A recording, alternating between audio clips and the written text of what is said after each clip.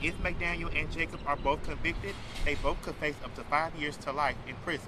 Throughout the documentary, you actually learn the struggles of African Americans back in the 50s and 60s.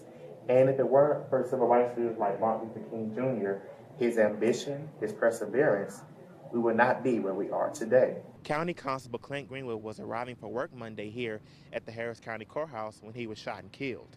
Shock, disbelief, and why are the appropriate words to describe the reaction of colleagues and a community who are mourning the unexpected death of Deputy Greenwood.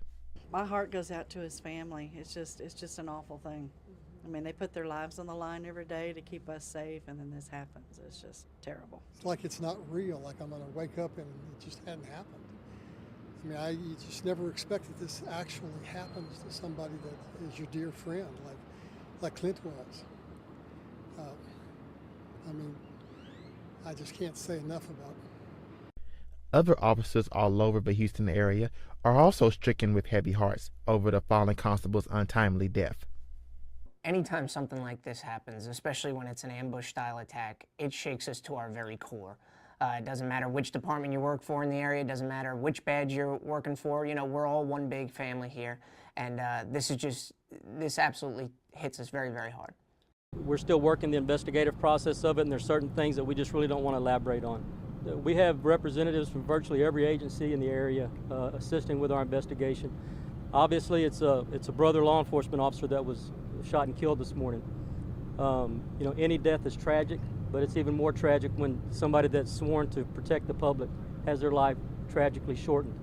Authorities say they don't know who did this or why this happened. Crime Stoppers is offering a $65,000 reward to anyone that has any information leading to an arrest. In Baytown, Charles Washington, Fox 26 News.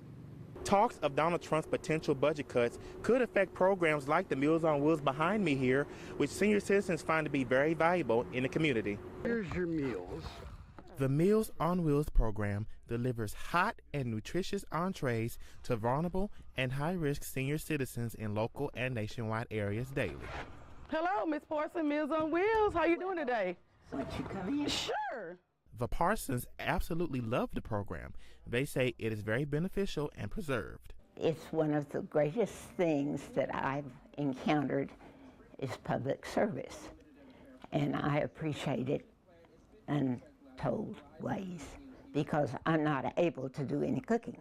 It makes it easier to get a good meal, and it saves time for us.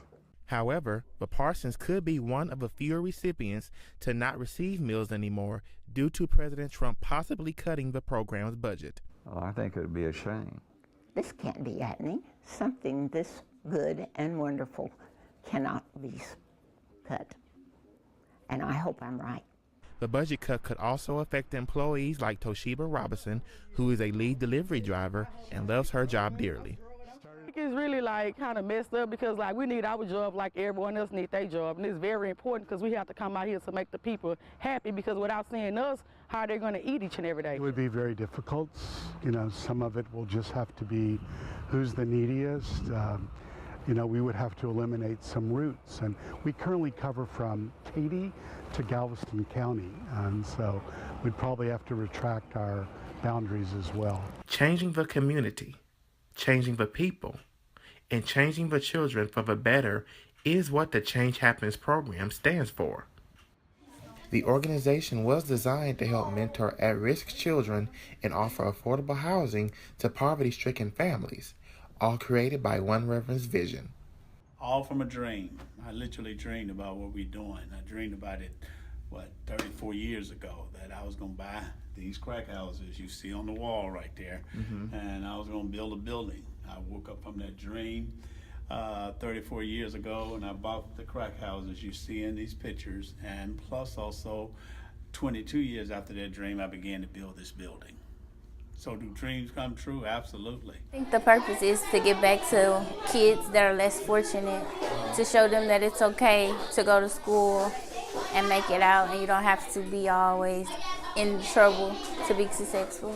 The Change Happens program cares about the community, the people, and the kids. Here, the mission statement is to empower families to help themselves. If you want to be a part of this mission, feel free to come and sign up. There are plenty of activities and programs for you to volunteer for. Every person counts. A woman was arrested this afternoon after leading police on a high-speed chase. It all started in the Willis area and ended on West 11th Street in Houston. The Montgomery County Sheriff's Department was trying to pull the woman over for outstanding warrants when she took off down I-45 southbound. Police eventually put down spike strips and she pulled into a parking lot of Title Max where she gave up. There are no reports of injuries. A famous country music star from the Houston area was in town this afternoon. Ray Lynn, who was first introduced on The Voice, stopped by the Texas Children's Hospital today. She made the first donation of $10,000 to the Ray Lynn Diabetes Fund. Mayor Sylvester Turner was also there and named March 24th Ray Lynn Day. The singer is originally from Baytown and went to Texas Children's for years as a child when she was first diagnosed with diabetes.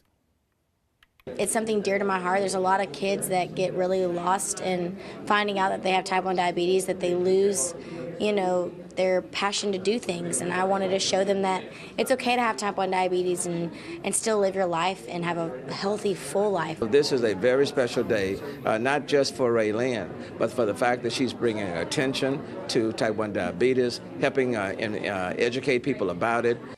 Ray Lynn also played a few songs at the Lollipop radio station inside the hospital from her new album Wild Horse, which went on sale today.